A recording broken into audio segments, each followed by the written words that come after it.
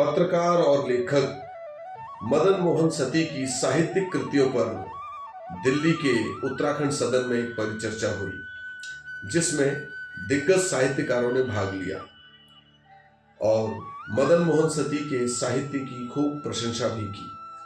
वरिष्ठ लेखक और हिंदी एकेडमी के पूर्व सचिव हरिसुमन बिष्ट ने उनकी रचनाओं की प्रशंसा करते हुए कहा कि मदन मोहन सती के लेखन में पारंपरिक कंठ सुनाने की जो परंपरा है उसकी झलक नजर आती है, जो खासकर उनके उपन्यास लखनपुर के कतियूर में देखने को मिलती है। इसकी जो शैली है जो मुझे ज़्यादा प्रभावित किया, जो मुझे अच्छी लगी, वो ये कि जो आपने भूमिका लिखी ना, वो भूमिका बहुत महत्वपूर्ण है। भूमिका से पता चलता है कि ये जो कहानी आप बोल रहे हैं, ये अपने दादा दादी की सुनी हुई कहानियाँ, जिस लहजे में वो कहानी सुनाते हैं, वो उस लहजे में आपने उपन्यास को लिखा है। ये बड़ी ताकत है। हम रचनाकार जब लिखते हैं तो हम क्या करते हैं कि एक कहानी बुननी, एक प्लॉट बुन लिया, उसके बाद भाषा को दुरुस्त करते हैं। और आपने वो नहीं किया। आपने क्या किया कि जो कंठ सुनाने की जो परंपरा हमारे वहाँ रही है, डॉक्टर साहब मैं गलत कह रहा हूँ तो बताइए, ये जो कंठ सुनाने की परंपरा है, उस परंपरा को इसमें बखूबी इस्तेमाल किया है इस उपन्यास में, है ना। जब वो संवाद कहते हैं, आप कहते थे उसने ऐसा कहा, और मैं जब कहूँगा तो मैं दूसरे लहजे में कहूँगा। वो जो कहने की जो परंपरा है, वो एक दादा दादी की जो सुनाई हुई कहानियाँ हैं, उस तरह की परंपरा को ये उपन्यास जोड़ता है।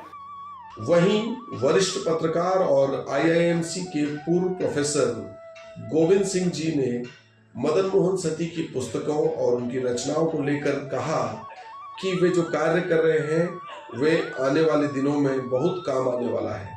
खासकर भगत सिंह कोश्यारी जी के जीवन पर लिखी पुस्तक पर्वत शिरोमणि और उत्तराखंड के मुख्यमंत्री श्री पुष्कर सिंह धामी जी के कार्यों पर आधारित नायक से जननायक और कर्मयोगी को रिसर्च के स्टूडेंट्स के लिए बहुत उपयोगी बताया।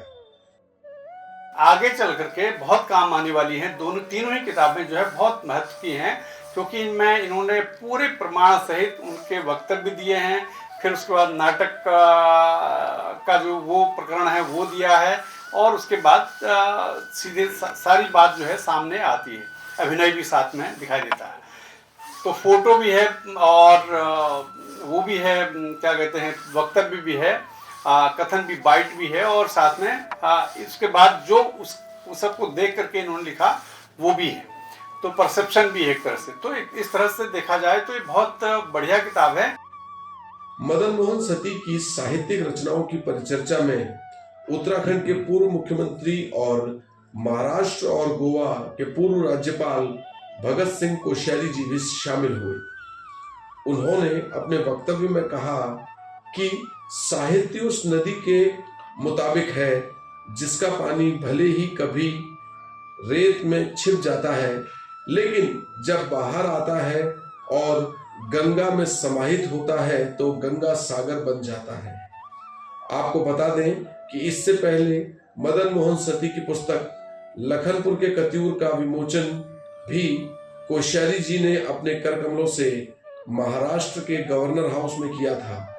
उस वक्त कोश्यारी जी महाराष्ट्र के राज्यपाल थे। साहित्य जो है ये एक प्रकार से दीर्घ काल तक जीवित रहने वाला विषय है। ये एक बार के लिए कहीं किसी जगह, जैसे हमारे पहाड़ की नदियाँ कभी कभी नीचे आने लगती हैं, छोटी छोटी गधेरे जिनको हम कहते हैं, पानी बीच में कहीं छिप जाता है, फिर नीचे फिर आता है।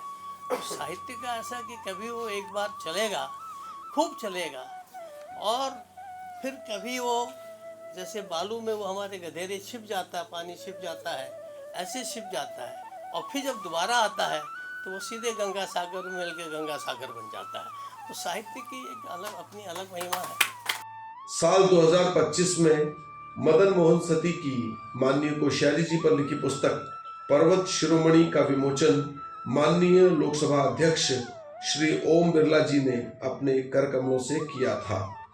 उस दौरान साहित्य और कला जगत के दिग्गज इंदिरा गांधी राष्ट्रीय कला केंद्र के मेंबर सेक्रेटरी सच्चिदानंद जोशी जी भी मौजूद थे। उन्होंने पुस्तक की तारीफ करते हुए कहा कि लेखक ने लेखन में नया प्रयोग किया है। वहीं धामी जी पर लिखी पुस्तक नायक से जननायक का विमोचन 18 अक्टूबर 2025 को देहरादून में किया गया, जिसमें माननीय कोश्यारी जी भी मौजूद रहे। पुस्तक के विमोचन के मौके पर कई विद्वान और प्रोफेसर भी मौजूद थे। वहीं माननीय पुष्कर सिंह धामी जी के भाषणों के संकलन पर तैयार पुस्तक कर्मयोगी का विमोचन 25 नवंबर 2025 को हल्द्वानी में हुआ था, जिसमें कई विद्वान और प्रोफेसर मौजूद थे। इस मौके पर यूपीएससी के पूर्व चेयरमैन प्रदीप जोशी जी भी मौजूद रहे। वहीं नायक से जननायक पुस्तक की लोकप्रियता के चलते 10 दिसंबर 2025 को अल्मोड़ा के शोभन सिंह जीना विश्वविद्यालय में फिर से विमोचन किया गया। कैलिडोस्कोप की तरह है, आप जैसे जैसे एक एक कथन पढ़ते हैं आपको कोश्यारी जी के जीवन का एक पक्ष नजर आता है। और इसलिए मेरे हिसाब से ये एक पुस्तक नहीं है, इसमें अभिव्यक्त 80 लोगों की भावनाओं की 80 पुस्तकें हैं। इसमें इतनी अधिक संभावना है, अगर आप एक एक कथन को पढ़ें तो अपने आप में वो एक पूर्णता लिए हुए एक व्यापक पुस्तक है। आदरणीय गोविंद सिंह जी बैठे हैं, वे पत्रकारिता के सिद्धहस्त व्यक्ति हैं, वे इस बात को महसूस भी करेंगे कि संभवतः पुस्तक लेखन का ये एक बहुत अलग प्रयोग है, नवीन प्रयोग है। यानी भगत सिंह कोश्यारी जी के लिए तो ये पुस्तक लिखी गई है, अपने आप में बहुत बड़ी बात है, लेकिन स्वतंत्र रूप से भी ये पुस्तक लेखन का एक बहुत महत्वपूर्ण प्रयोग है। इसके लिए मैं आदरणीय सतीश जी को बहुत बहुत बधाई देता हूँ। और मैं मदन मोहन जी को धन्यवाद देता हूँ। किताब व्यक्ति का वो साथी होता है जो जीवन भर उसके साथ रहता है, और ऐसे व्यक्तित्व के बारे में हमें लिखना, उनके जीवन के बारे में समाज को बताना, ये भगत सिंह जी को अच्छा नहीं लगता हुआ, लेकिन समाज जीवन के लिए आवश्यक है। समाज में आने वाली पीढ़ी को हम क्या संस्कार देना चाहते, क्या दिशा देना चाहते हैं, ये किताबें रहेगी जो आने वाली पीढ़ी को एक संस्कार देगी, दिशा देगी कि कितनी कठिनाई, चुनौतियों, कठिन परिश्रम के बाद व्यक्ति कितने सहज रूप से हो सकता है। जीवन के अंतिम क्षण तक केवल देश और राष्ट्र जिनके मन क्रम विचारों में हो, यही हमारी पीढ़ी को दिशा देगा, यही हमारी पीढ़ी को रोशनी देगा, उजाला देगा। और इसीलिए ये पुस्तक केवल शब्दों का संग्रह नहीं है, जोशी जी ने सही कहा, ये भावनाओं का की अभिव्यक्ति है। जो कुछ भी मदन मोहन जी ने समझा, देखा, उसकी कलम से लिखने का प्रयास किया, और निश्चित रूप से उनका जीवन, भगत सिंह जी का जीवन तो एक शिक्षक की तरह रहा है। तो हम जैसे कई लोगों को उन्होंने जीवन के अंदर एक सामाजिक राजनीतिक शिक्षाएं, कार्य पद्धति, कार्य संस्कृति के बारे में दिशा दिए, और इसीलिए उनकी किताब आने वाले समय में पीढ़ियों को नई रोशनी देगी, नई दिशा देगी। उत्तराखंड की लोक और पारंपरिक पांडवानी गायिका डॉक्टर कुसुम भट्ट ने इस मौके पर मदन मोहन सती की रचनाओं की प्रशंसा करते हुए कहा कि उन्होंने उत्तराखंड के शिखर पुरुषों पर पुस्तकें लिखी हैं, जो कि आसान कार्य नहीं है, क्योंकि शिखर पुरुषों को देखने को तो अनेकों दृष्टिकोण होते हैं। ऐसे में लेखन कार्य बहुत चैलेंजिंग हो जाता है। क्योंकि मेरा मानना है सखी के कान बड़े बहरी होते हैं, सब कुछ सुनते हैं, जो नहीं सुनना चाहिए वो भी सुनते हैं, और ये आंखें जो नहीं देखना वो भी देख लेती।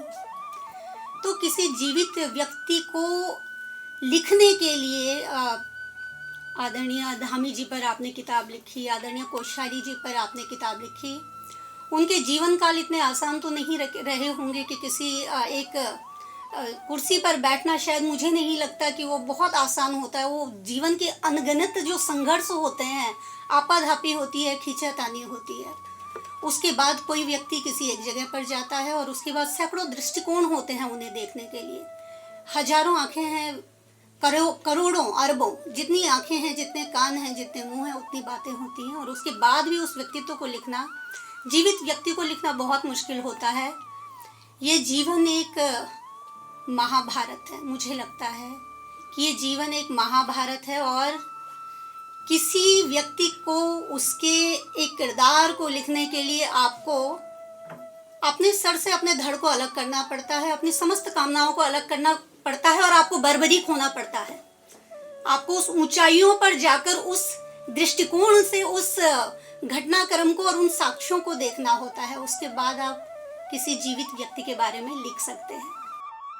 प्रज्ञा आर्ट थिएटर ग्रुप की संस्थापक और वरिष्ठ रंगकर्मी लक्ष्मी रावत ने मदन मोहन सती की कृतियों पर प्रकाश डालते हुए कहा कि उनकी रचनाओं में नए शब्द मिलते हैं। वे नए शब्द जोड़ते हैं जो उनकी रचनाओं को और भी प्रभावशाली बनाते हैं। उनके नाटक में उस महिला को उसके हर रूप में बहुत नाप तोल के रखा गया। जब उनको एक प्रेमिका दिखाया गया तो वहाँ पर भी ये ध्यान रखा गया कि ये जो प्रेमिका है, ये महिला जो है एक अनुष्ठानिक करैक्टर भी है। इसका मुझे प्रेमी रूप भी वही दिखाना होगा जो एक सम्मानित और लोक और समाज के दायरे में हो।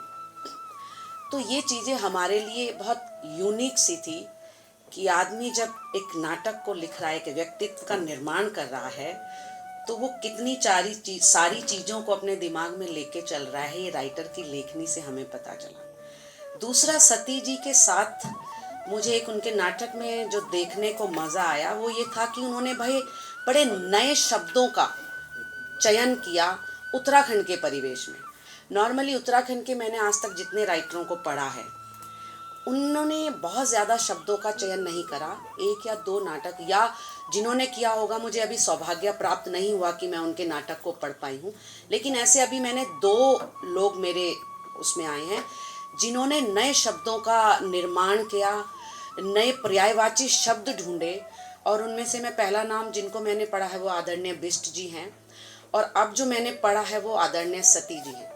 मैं उसका एक छोटा सा एग्जाम्पल दूंगी। जैसे हम लोग, अगर कोई स्त्री पुरुष खड़े हैं और उनका शादी होने वाली है, एक प्रेम रूप है, और प्रीतम देव जी जो हैं मौला को अपनी तरफ खींचते हैं, एक बहुत ही श्रृंगार का सीन है, और मौला उनके पास से दूर छिटक जाती हैं, तो कहते हैं कि अब तो हम विवाह में बंधने वाले हैं। तो नॉर्मली हमारा भी यही डायलॉग होगा कि विवाह के पश्चात ही मैं आपको अपने शरीर को छूने दूंगी। ये भी हो सकता है नॉर्मली इस तरीके की भाषा। लेकिन वहाँ पर शब्दों का चयन जो मेरे लिए बड़ा नया शब्द मुझे मिला कि नहीं महाराज, मैं एक क्षत्रिय कन्या हूँ जो मन से अधिक, मैं शरीर से भी शक्तिशाली हूँ और मन से उससे अधिक शक्तिशाली हूँ। इसलिए आप मेरे शरीर को तभी छू पाएंगे जब मैं आपकी मर्यादा से बंध जाऊंगी। तो विवाह शब्द का इस्तेमाल की जगह मर्यादा में बंधना शब्द जो उन्होंने इस्तेमाल किया, उसने मुझे आकर्षित किया। लक्ष्मी रावत और प्रज्ञा आर्ट इन दिनों मदन मोहन सती के नाटक जिया रानी के मंचन की तैयारियों में जुटा हुआ है। इस मौके पर उनकी टीम के कई सदस्य भी कार्यक्रम में शामिल हुए थे। उन्होंने नाटक के कुछ अंशों को भी कार्यक्रम के दौरान प्रस्तुत किया। मौला, तुम धीरज रखो। मैं जानती हूँ कि तुम्हारे भीतर बड़ा द्वंद्व चल रहा है, जिससे तुम्हारा मन और शरीर दोनों तुम्हारे काबू में नहीं। किंतु फिर भी कहती हूँ, अपने मन को संयमित करने की कोशिश करो मौला। छोटी वाली तुम्हारी बहुत प्यारी बहन है, और फिर वो तुम्हारा सम्मान करेगी। फिर महाराज भी तो तुमसे बेहद प्रेम करते हैं। दीदी सचमुच आप बहुत भोली हैं। महाराज ने मेरे मन को चोटिल किया, मेरा मान सम्मान घायल पड़ा। मेरे भीतर जो घाव हुए हैं वो मुझे पीड़ा दे रहे हैं। अब मान सम्मान की बात सब बेमानी है। मेरा शरीर कांप रहा है। किसी तरह से तन मन पर काबू किया। नहीं मौला, मुझसे अधिक कौन जानता होगा। पति से दूर होने की पीड़ा मृत्यु से भी अधिक पीड़ादायक होती है। और ये पीड़ा तब और बढ़ जाती है जब यौवन और सौंदर्य दोनों भरा हुआ होता है।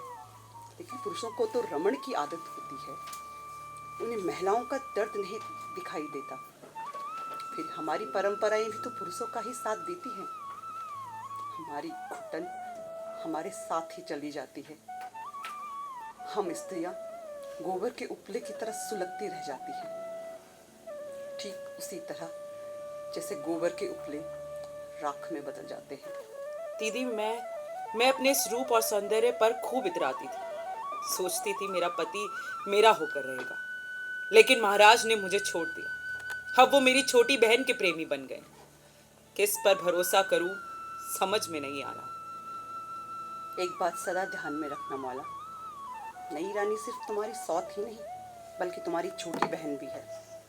उसके प्रति तुम्हारी कठोरता आने वाले दिनों में कहीं कटुता में न बदल जाए। उनके प्रति प्रेम भाव रखना। फिर महाराज साम्राज्य के अधिपति हैं, उनके निर्णय को स्वीकार करना ही धर्म है।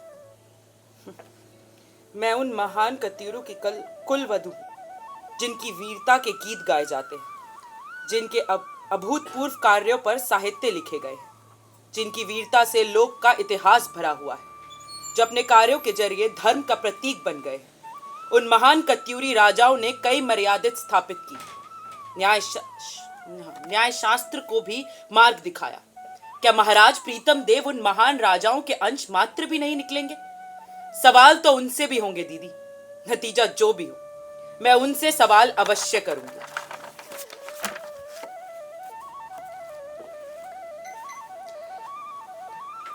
दुखी न हो धर्मा। दीदी, मैं तो बस ये सोच रही हूँ क्या दीदी मुझे क्षमा कर सकेंगी। बार बार यही प्रश्न मेरे दिमाग में आ खड़ा हो रहा है। धर्मा, समय बड़े से बड़े घाव को भी भर देता है। फिर मौला तुम्हारी बड़ी बहन है, तुम उसे भी समय दो। और दुख तो उसे भी बहुत पहुंचा है।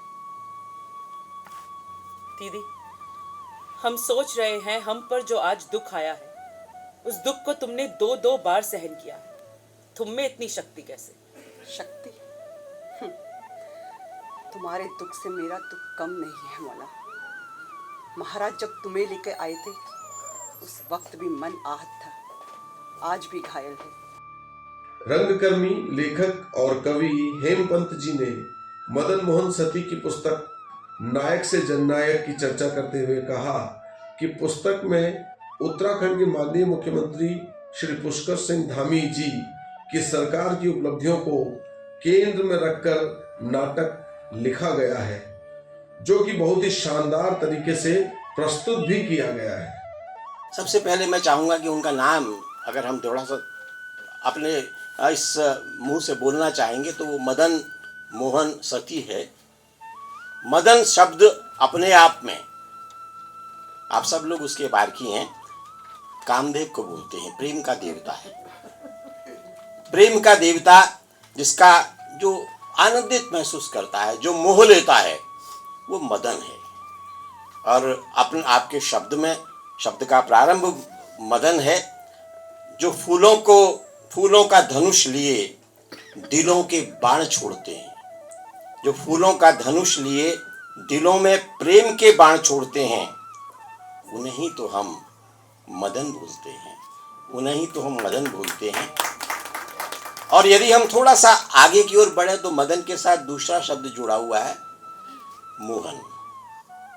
अब वैसे तो भारतीय परंपरा में अपने आप में ही मदन शब्द इतना विस्तृत है, मैं कह सकता हूँ कि आप आकर्षण के एक अपने आप में एक स्वरूप हैं। लेकिन अगर मदन की ओर थोड़ा सा हम गहराई की ओर जाएं तो मदन हम कृष्ण के नाम को भी बोलते हैं। और कृष्ण जो हैं वो अपने आप में किस प्रकार से हम कहेंगे, भगवान कृष्ण का नाम अपने आप में मोह लेने वाला होता है, अपने आप में मोह लेने वाला, अपने आप में मोहित कर लेने वाला ऐसा नाम। और आकर्षण के लिए भारत में तो बहुत लोकप्रिय है। इन नाम वाले वास्तव में बहुत बुद्धिमान होते हैं, रचनात्मक होते हैं, दयालु होते हैं, आकर्षक, और व्यक्तित्व उनका आकर्षक रहता है। और वो सब कुछ विराजमान है आपके सम्मुख, मेरे सम्मुख बिल्कुल बैठे हुए मदन मोहन सती जी के लिए। एक बार मैं चाहता हूं कि दोनों हाथ की मीठी मीठी तालियों से हम उनका स्वागत करें, उनका आकर्षण करें। नाटक कर्मयोगी में जो उसका परिवर्तन हुआ, उसमें पूरे अपने पुष्कर सिंह धामी जी की जो 3 वर्ष की उनके कार्यों की पूरा उपलब्धियां रही हैं उसका चित्रण किया है, जिसमें विशेष रूप से अगर मैं कहूँ यूसीसी गठन, धर्मांतरण विरोधी कानून, दंगा विरोधी कानून, नकल विरोधी कानून, महिलाओं के लिए 30% क्षैतिज आरक्षण, लैंड जिहाद, उत्तराखंड के आंदोलनकारियों के लिए 10% आरक्षण, इन सारी चीज़ों को घटना के साथ जोड़ करके आपने वो कर्मयोगी का जो नाटक किया है वो अपने आप में बहुत सराहनीय है। उसके लिए आप वास्तव में आपको मैं साधुवाद देता हूँ।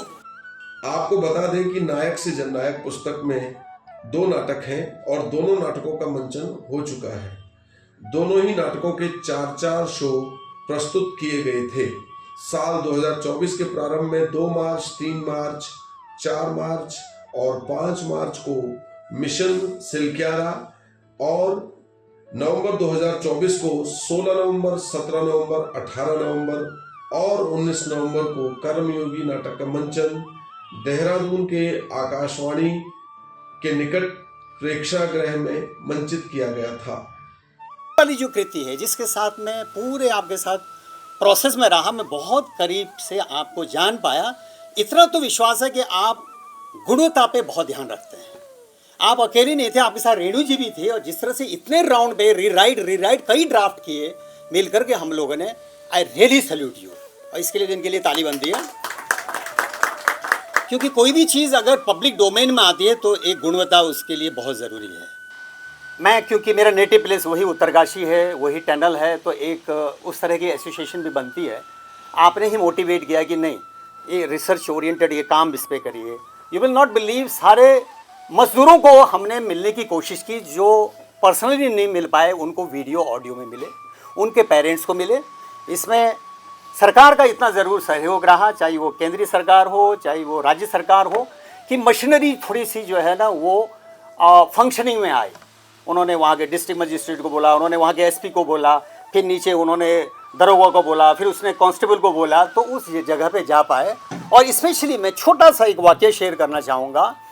जो हमारे राम प्रसाद अवस्थी जो पंडित जी थे, वो ये बता रहे थे कि आंडोल जी जब आया, ओह थैंक यू, तो स्वर्ण जी हम आमने सामने घंटों बैठे रहे। ना मैं उनकी अंग्रेजी समझता था, एज एन एक्सपर्ट आए थे वो रेस्क्यू ऑपरेशन, वो जो भी, हाँ ये दुनिया का सबसे बड़ा रेस्क्यू ऑपरेशन था, जहाँ 45 मजदूर जो है वो 17-18 दिन तक कश्मा रहे, वो जिंदा बाहर आए। तो उनका ये मानना था कि मैं अंग्रेजी नहीं समझता था आर्नोल्ड डिक्स की, वो मेरी घरवाली नहीं समझते थे, लेकिन हम आमने सामने घंटों बैठ के वो जो वाइब्रेशन थी, जो वो चुप्पी थी, जो वो सन्नाटा था, उस साइलेंस को हमने फील किया, वो डिवाइन पावर। तो एक एंगल ये भी है, एक साइंस का अलग था जिसमें सारी मशीनरी झोंक दी गई थी, और एक ये हमारा बाबा बौखनाग वाला ये भी था, ये आस्था वाला था। तो उसमें इस तरह की जो चीज़ें हैं कि जब तक आप नहीं मिलते हैं, आप शोध काम नहीं करते हैं, तो आप उतना जस्टिफिकेशन मंच पे नहीं कर पाते हैं। तो वो सब आपको क्रेडिट जाता है। और दूसरा वाला जो उसका एक्सटेंशन था कर्मयोगी, उसमें तो ये प्रोसेस में रहे, बाकायदा रिहर्सल में ये बराबर रहे, उसमें जो भी अपडेट होता रहता था, क्योंकि वो वही जैसा कि अभी हमारी जो एंकरिंग कर रहे हैं उन्होंने बताया साथी ने कि वो 3 साल का सारा कार्यकाल था। तो फॉर द बेटरमेंट थोड़े बहुत हमारे आइडियोलॉजिकल डिफरेंस भी होते थे, तो बीच में श्रीवर्णा जो मेरी बेटी है वो पूरा संभाल लेती। मतलब ये है कि इस वाले नाटक में मैं थोड़ा बैकफुट में था, लेकिन श्रीवर्णा ने उसमें बड़ा काम किया और उसको भी हम कर पाए। 4 शो उसके हुए मिशन सिलक्यारा के, और 4 इसके हुए, मार्च में उसके हुए और नवंबर में इसमें 21 साल में। रंगकर्मी और फिल्म निर्माता मनोज चंदोला ने मदन मोहन सती की कृतियों पर परिचर्चा करते हुए कहा कि वो जो कार्य कर रहे हैं वो भविष्य में इतिहास बनने वाला है।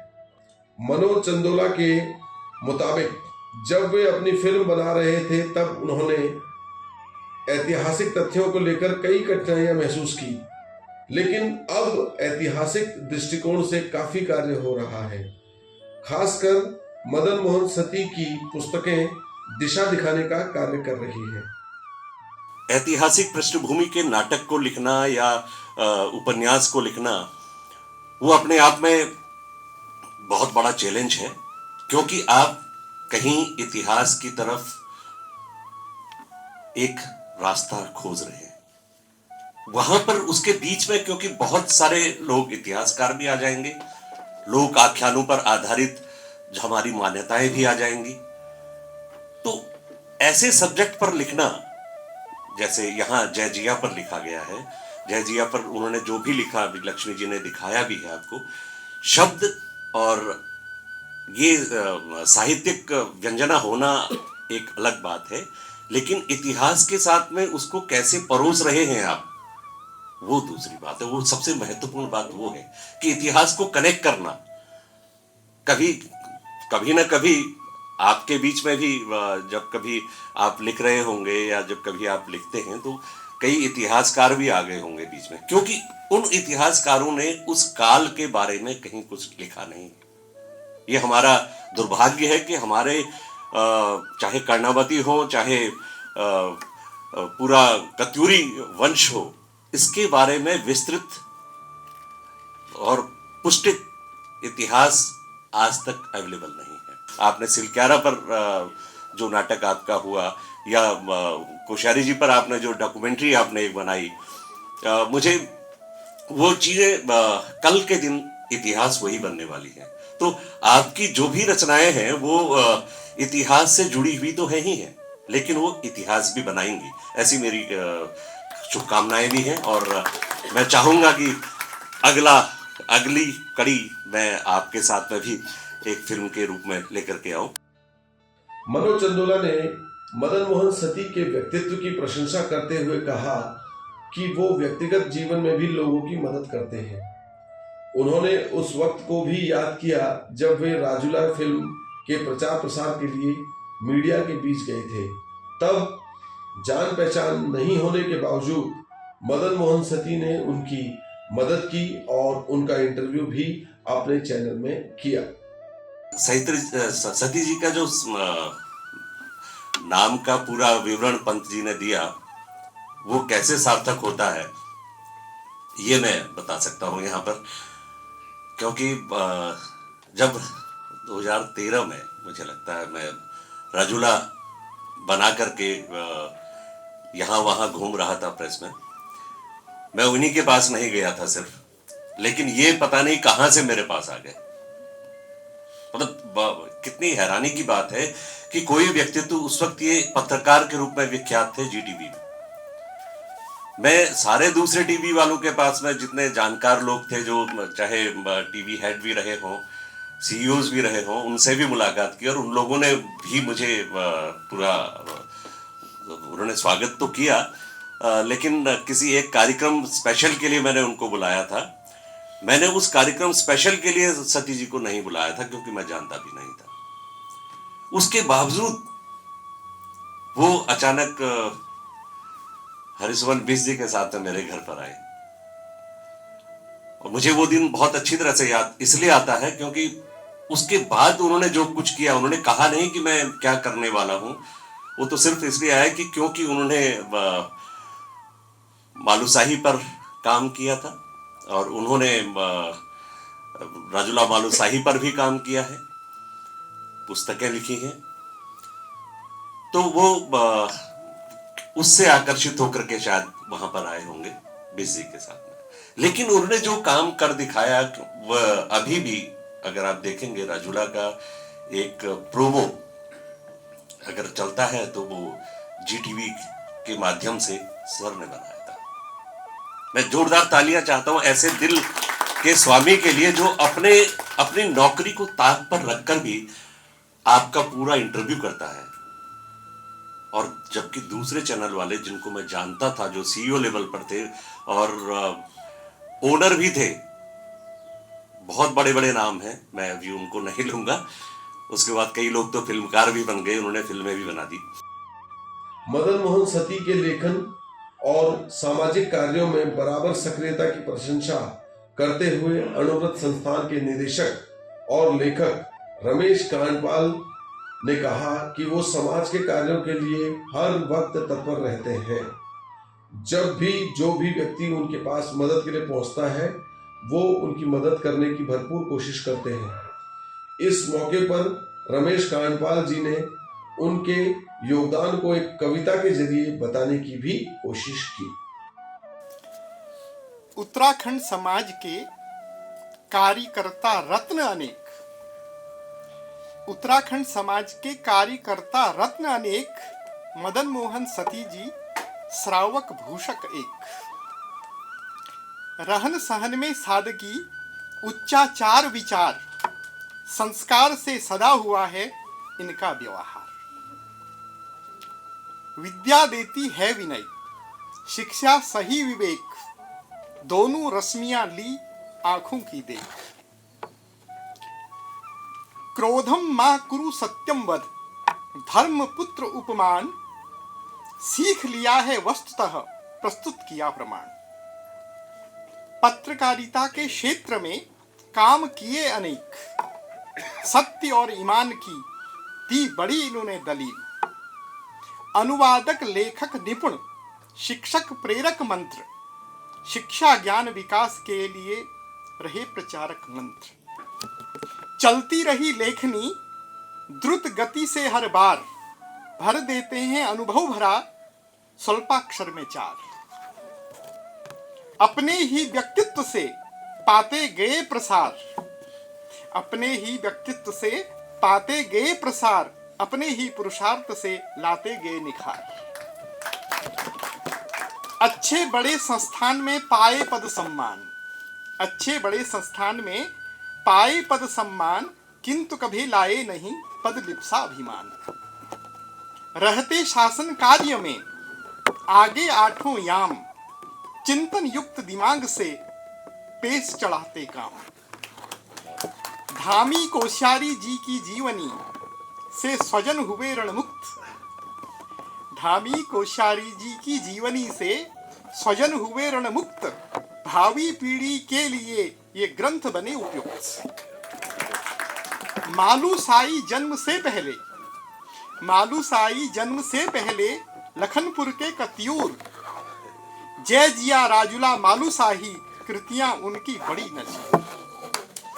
उत्तराखंड समाज के कार्यकर्ता रत्न अनेक, मदन मोहन सती जी श्रावक भूषक एक। गढ़वाल हितैषणी सभा के पूर्व अध्यक्ष और रंगकर्मी अजय सिंह बिष्ट का कहना है कि मदन मोहन सती जी ने बीते 3 वर्षों में उत्तराखंड सदन के माध्यम से लोगों को जोड़ने की कोशिश की है। उन्होंने यहाँ पर लगातार कार्यक्रम किए और लोगों को एक दूसरे से मिलने का मौका दिया, जो कि एक कीर्तिमान है। अजय बिष्ट ने कहा कि मदन मोहन सती की कोशिश रहती है कि पहाड़ का समाज आगे बढ़े और उसके लिए उन्होंने प्रयास निरंतर जारी रखे हैं। और मेरा मानना है कि सती जी वाकई चाहते हैं कि हमारा जो समाज है वो कहीं ना कहीं प्रतिबिंबित होता रहे राष्ट्रीय और अंतर्राष्ट्रीय क्षितिज पर, और इसके लिए उन्होंने विगत 3 वर्षों में मैं देख रहा हूँ जो प्रयास उन्होंने किए। जैसे कि अभी बताया कि 65 बार यहाँ पर हमारी विभिन्न विषयों को लेकर सभाएं हो चुकी हैं, वो एक कीर्तिमान है। आदरणीय कोश्यारी जी ने कहा कि कहीं राजा भोज का राज्य तो नहीं आ गया, कि साहित्यकारों का और लेखकों और विद्वज्जनों का जमावड़ा उत्तराखंड सदन हो गया है। ये बड़ी खुशी की बात है कि सती जी के प्रयासों से सब हो रहा है। उनके रचना संसार के बारे में मैं ज्यादा क्या कहूँ, मैंने वास्तव में पढ़ा नहीं है, लेकिन मैं मान सकता हूँ कि निश्चित तौर से जिस प्रकार से वो समाज के लिए एक सोच रखते हैं सामाजिक दायित्व निभाने की एक उनकी जील है उनके अंदर, तो उनके साहित्य में भी निश्चित तौर से समाज को प्रतिबिंबित कर रहा होगा, जो उत्तराखंड के वजूद के लिए बहुत जरूरी है। मदन मोहन सती को जब से उत्तराखंड के माननीय मुख्यमंत्री पुष्कर सिंह धामी जी के मीडिया समन्वयक की जिम्मेदारी संभालने का मौका मिला है, वो तब से लगातार अपनी जिम्मेवारी का निर्वहन तो कर ही रहे हैं, समाज के लोगों को भी जोड़ रहे हैं। बल्कि ये कहना अतिशयोक्ति नहीं होगा कि वो दिल्ली में माननीय पुष्कर सिंह धामी जी की सरकार और प्रवासियों के बीच एक सेतु का कार्य कर रहे हैं। आज तक जितने कीर्त हैं उनसे मैं बहुत खुश हूँ। और हम यहाँ हमको बहुत यहाँ पे कई बार हमारे उत्तराखंड फिल्म नाट्य संस्थान के हमको यहाँ कार्यक्रम करने का मौका सती जी के माध्यम से मिला। हम बद्रीदत्त पांडे जी की जयंती मनाते हैं, हमने यहाँ पे मनाई। तुलु रोतीली का भी हम 8 अगस्त को कार्यक्रम करते हैं। हमारा संस्थान पिछले 10 सालों से लगातार काम कर रहा है और लगातार साल में हमारे 4-5 कार्यक्रम हो ही जाते हैं। और हमारी संस्था को पिछले 3 सालों से लगातार 26 जनवरी और 15 अगस्त को हमारी टीम को उत्तराखंड का प्रतिनिधित्व करने के लिए भेजने का श्रेय भी सती जी को जाता है। और हमारे 19-20 कलाकार वहाँ पे जाते हैं। हम सारे गढ़वाली, कुमाऊनी, जौनसारी परिधान पहन के अपना उत्तराखंड का प्रतिनिधित्व करते हैं। उसके लिए मैं उनका धन्यवाद बोलती हूँ। मदन मोहन सती सांस्कृतिक कार्यक्रमों में रुचि रखने वाले व्यक्ति हैं। जब उन्हें उत्तराखंड के मुख्यमंत्री के समन्वयक के रूप में कार्य करने का मौका मिला तो वे वहीं तक सीमित नहीं रहे। उन्होंने दिल्ली एनसीआर में प्रवासी लोगों की जो संस्थाएं काम कर रही हैं उनके साथ भी उत्तराखंड सदन को जोड़ा। और 2023 में जब जौनसारी लोगों का एक प्रतिनिधिमंडल स्वतंत्रता दिवस के मौके पर लाल किला गया तो उसका प्रतिनिधित्व भी मदन मोहन सती ने ही किया। उस ऐतिहासिक क्षण की तस्वीरें तब कई अखबार और टीवी चैनलों ने भी दिखाई। मैं इतना कह सकता हूं कि आप बहुमुखी प्रतिभा के धनी हैं कि हमें याद है जब यहाँ आए थे 2 साल पहले, एक प्रतिनिधि मंडल जो हमारे क्षेत्र से आया था, हमारे जौनसार गांव से, कुछ लड़कियां कुछ लड़के, और अपनी वेशभूषा में, तो आपके माध्यम से, आपके द्वारा वो जो है लाल किले पे वो लोग पहुंचे थे और संभवतः हुआ। लेकिन खुशी तब हुई जब दूसरे दिन देश के, खासकर से टाइम्स ऑफ इंडिया के प्रथम पेज में उनकी फोटो छपी थी, जिससे न केवल हमारा जौनसार और पहाड़ बल्कि पूरे देश में लोगों ने उसकी सराहना की कि ये एक ड्रेस है जो हमारी खासकर से महिलाएं जिस ड्रेस को पहनती है, और हमारी उसको बोलते हैं घाघरा कुर्ती। और अभी नीरज जी को पता होगा, देहरादून में एक सांस्कृतिक कार्यक्रम हुआ था और माननीय मुख्यमंत्री जी की धर्मपत्नी ने, उन्होंने वो ड्रेस पहनी थी, तो वो ड्रेस पहन के वो ऐसा लगा कि वो हमारे जौनसार के एम्बेसडर बन गई। कार्यक्रम में गढ़वाल हितैषणी सभा के महासचिव पवन मैठानी जी भी उपस्थित थे। उन्होंने अपने संबोधन में साफ साफ कहा कि जब से उत्तराखंड के मुख्यमंत्री पुष्कर सिंह धामी जी ने मदन मोहन सती को दिल्ली में मीडिया समन्वयक की जिम्मेदारी सौंपी है, तब से दिल्ली का उत्तराखंड सदन पत्रकारों के साथ साथ पहाड़ के प्रवासियों के लिए भी मिलने जुलने और कार्यक्रम आयोजित करने का केंद्र बन गया है। और जैसे उनका नाम है मदन मोहन, गीता के 28वें अध्याय में लिखा हुआ है, यत्र योगेश्वर कृष्ण तत्र पार्थो धनुर्धर, यत्र योगेश्वर कृष्ण तत्र पार्थो धनुर्धर नितिन विजयो श्री विजयो। जहां कृष्ण और अर्जुन है वहां विजय निश्चित रूप से है। तो मदन और मोहन तो दोनों, आप दोनों ही भाव प्रतीक किसके हैं? भगवान कृष्ण के प्रतीक हैं। और एक अभी कानपाल जी बोल रहे थे, विद्या ददाति विनयम, विद्या ददाति विनयम, कि विद्या जितना देती है उतना आदमी को विनम्र बना देती है। पेड़ झुकता है, आम के फल लगते हैं, तो दोनों रूपों का मिश्रण मैंने आपके स्वभाव में देखा। सती जी से मेरा परिचय 2020 के अंत में कराया सीएम पपने साहब ने। एक इंटरव्यू के तहत पपने साहब ने कहा और सती जी का संपर्क हुआ, और उसके बाद आज लगातार ऐसा प्रगाढ़ हो गया कि लगता है कि बड़ा कौन है और छोटा कौन है, भाइयों के रूप में हम लोगों को इतने चल रही। और उनके, मैंने कहा नहीं कि मधुर मुस्कान और मधुर एक कोई चुंबक है उनके गुण व्यक्तित्व में कि आदमी एक बार मिलता उनसे जुड़ा चला जाता। तो ये सती जी की बहुत बड़ी खासियत है। लेखक की बात आती है जहां पर, तो मदन मोहन सती जी की 2 किताबें मेरे को भी मिली, भगत सिंह कोश्यारी जी पर पुष्कर सिंह धामी जी। लेखक को बढ़िया होता है, जैसे फिल्मकार बैठे मनोज चंदोला जी, कि अंततः जो फिल्म कब अपनी कामयाब मानी जाती है कि अंततः जिस शीर्षक से शुरू होती है अंतिम उद्देश्य को प्राप्ति कर लेती है। लेखक को बढ़िया होता है कि जिस उद्देश्य से लिखी है वो सरस और सरल भाषा में अपनी बात को कहता है। रामधारी सिंह दिनकर तो सारे नहीं हो सकते, मैथिली शरण गुप्त सारे नहीं हो सकते, या हमारे जो जिस उत्तराखंड के नाम से मतलब हम छायावादी करी हैं प्रकृति के सुकुमार सुमित्रानंदन पंत, जो हमें विरासत में मिले, जिनकी विरासत से हम जीते हैं, गाते हैं, सुनते हैं कि हम सुमित्रानंदन पंत की पीढ़ी के विरासत के लोग हैं, वो सारे नहीं हो सकते हैं। लेकिन जो लिखता जाता है, जितनी सरल भाषा में आप हम लिखते हैं, जितनी आसानी से उसको बात को आदमी समझ लेता, वो कीर्ति सबसे बढ़िया मानी जाती है। और उसमें क्योंकि कई नावों में 32 के लगभग बुक्स के रिव्यू लिख चुका हूँ, समीक्षा लिखना मेरा शौक है। मैं कॉमर्स का विद्यार्थी रहा, लेकिन धीरे धीरे जैसे पहाड़ी लोगों में माँ सरस्वती की कृपा रहती है, उसी कृपा में हम लोगों में रही। तो बुक्स का हमने किताब का मैंने ये देखा कि लेखक जो सरल भाषा में अपनी बात को कहता हो, आम आदमी की भाषा को समझता हो, आम आदमी के जीवन को, मन को, संवेदनाओं को, मानवीय संवेदनाओं को छूता हो, वो सबसे बड़ा लेखक कहा जाता है। और उसमें सती जी अव्वल नंबर पे आती है। तो सती जी एक आम आदमी, आम भाषा के व्यक्तित्व है। और सबसे बड़ी उनकी खासियत क्या है कि आम व्यक्ति, मैंने कहा ना कि उनके व्यक्तित्व में एक चुंबक है, जो जुड़ता है वो जुड़ता चला जाता है, छूटता ही नहीं। हमारी खासियत जीवन की ये होनी चाहिए कि विद्या ददाति विनियम वाली जो बात की है कि हम आगे बढ़ने के लिए अपने स्वभाव और अपने गुणों के आगे बढ़े। 3-4 साल से पहले जब तक सती जी यहाँ पर नहीं थे, कितने लोग इस उत्तराखंड सदन में आते थे।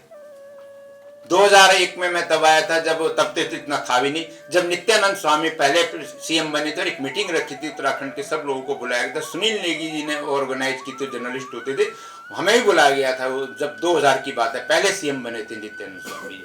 उसके बाद बहुत सारे आए गए, लेकिन उत्तराखंड को आम आदमी का द्वार बनाया सती जी ने।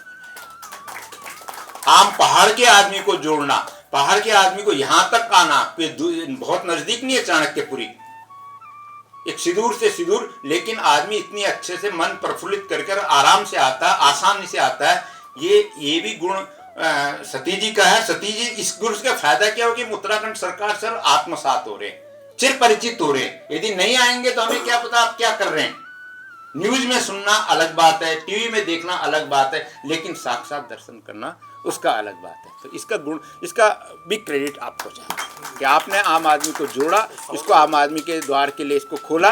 तो बहुत सारी खूबियां हैं व्यक्तित्व में। मैंने कहा ना कि यत्र योगेश्वर कृष्ण तत्र पार्थो धनुर्धर, जहाँ कृष्ण है वहाँ तो सब कुछ भी है। इसलिए वो मदन जी आपके साथ।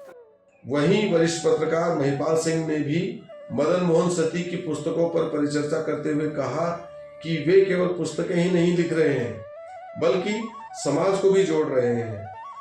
महिपाल सिंह जी ने अपने उद्बोधन में कहा कि वे समाज में ज्यादा लोगों को नहीं जानते हैं, लेकिन मदन मोहन सती जो कार्य कर रहे हैं उससे उनके जैसे लोग भी समाज के दूसरे लोगों से मिल रहे हैं और साथ आगे बढ़ रहे हैं। मुझे बड़ा अच्छा लग रहा है। मैं नहीं साहित्यकार हूँ, नहीं संस्कृत कर्मी हूँ, नहीं नाटककार, और उत्तराखंड के लोगों से मिलने का अवसर भी ये सती जी की वजह से मिल रहा है।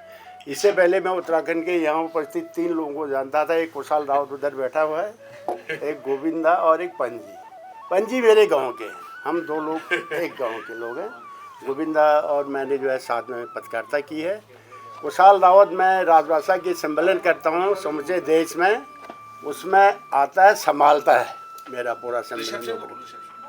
लेकिन सती जी का मैं इस कारण मानता हूँ उनको कि सरकारी नौकरी करने के साथ साथ उन्होंने किताबें लिखी है, जो सबसे प्लस पॉइंट है। क्योंकि नौकरी करते हुए वो भी नौकरी ऐसी नहीं भाई मुख्यमंत्री जी के साथ हैं तो कभी 7 बजे भी निकलना है, कभी 9 बजे भी निकलना। उसके बाद उन्होंने किताबें लिखी हैं, जैसे आप लोग कई लोग ने पढ़ रखा है और शायद वो पढ़ेंगे। मैं तो पहाड़ के लोगों में मैंने पंकज बिष्ट जी का पढ़ा था, लेकिन दरवाज़ा सबसे अंतिम उपन्यास। मैं माफ़ी चाहूँगा बिष्ट जी से कि कोई रचना नहीं पढ़ पाया। उससे पहले मनोश्याम जोशी का कसब और हिमांशु जोशी की जो आती थी वो उनकी वो सप्ताह हिंदुस्तान में संपादक थे, उसमें धारावार निकलता था, वही पढ़ता था। लेकिन आपका सबसे बड़ी बात है, आपका व्यक्तित्व बहुत अच्छा है, आप संस्कारी हैं, अपने से बड़ों को सम्मान देते हैं और नौकरी के साथ साथ इतना काम करते हैं। मैं आपके उज्जवल भविष्य की कामना करता हूँ। असल में मदन मोहन सती जिन दिनों पत्रकारिता की पढ़ाई कर रहे थे, उन्हीं दिनों उन्हें बार बार चौखुटिया होते हुए गढ़वाल श्रीनगर जाना पड़ता था। यह क्षेत्र कतीरों की कर्मभूमि भी था, जहां उन्होंने कतीरों से जुड़ी कई कहानियां सुनी और फिर अपनी खोज शुरू की। आज मदन मोहन सती कतीरों से जुड़ी हुई 3 पुस्तकें लिख चुके हैं। वहीं उनका रचना संसार 8 पुस्तकों से सुशोभित हो चुका है। जय जिया करके वो किताब जो पहले लिखी वो तब बन पाई और किताब करीब करीब वो बहुत अच्छी बनी। मैंने वो किताब को लक्ष्मण सिंह बटोही जी, उन दिनों मैं उन्हें थोड़ा जानता था, तो उनको भेजी वो किताब और उन्होंने कहा किताब ठीक है और थोड़ा सा और इसमें मेहनत हो सकती है। तो वो किताब लिखने के बाद फिर मेरे मन में ये था कि मैं मालूशाही पे काम करूँ। बराजुला मालूशाही करके फिर मैंने 2014 में किताब लिखी, वो भी करीब करीब ठीक बनी। फिर चूँकि मेरे पास कलेक्शन चीज़ों का बढ़ता चला गया और चीज़ें होती चली गई, तो कतीरों का इतिहास भी करीब करीब मतलब वो एक तरह से मुझे स्पष्ट हो गया था कि जो 13वीं शताब्दी से लेकर 17वीं 18वीं शताब्दी तक कौन कौन कतीरी राजा बने। तो उनको लेकर मैंने लखनपुर के कतीर करके जो पुस्तक लिखी, जिसमें प्रेम कहानी भी है, रिपोर्टाज भी है, जिसमें अभिनय भी है, मतलब वो पूरी फैमिली की एक हिस्ट्री है। वो एक बेसिकली वो यात्रा है, उसको उपन्यास शैली जरूर है, वो पूरी एक यात्रा है एक फैमिली की, 400-500 सालों की यात्रा है। और वो 400-500 सालों की यात्रा उसी ढंग से वो दिखाई जा सकती थी। साहित्य और समाज का निर्माण एक दिन में नहीं होता है, उसके लिए सालों की तपस्या लगती है, निरंतर कार्य करना पड़ता है। मदन मोहन सती भी निरंतर कार्य कर रहे हैं। वे साहित्य और समाज के निर्माण में अपना योगदान दे रहे हैं, जिससे आज दिल्ली स्थित उत्तराखंड सदन साहित्य, समाज, संस्कृति और सामाजिक क्षेत्र से जुड़े लोगों के मिलने और जुलने का केंद्र बन गया है। छोटे भाई मदन मोहन सती जी, मुझे एक दफ़े ये लग रहा था कि सभी भाई लोग कह रहे थे कि आप तो यहाँ से दिल्ली से छोड़ के चले गए हो, तो अब यहाँ कौन हम लोगों को आगे लाएगा या हमारे साथ कहीं पे बैठेगा।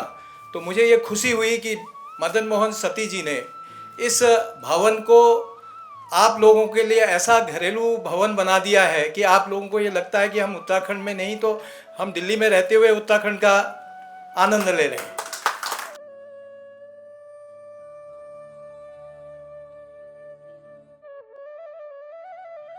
Bureau report,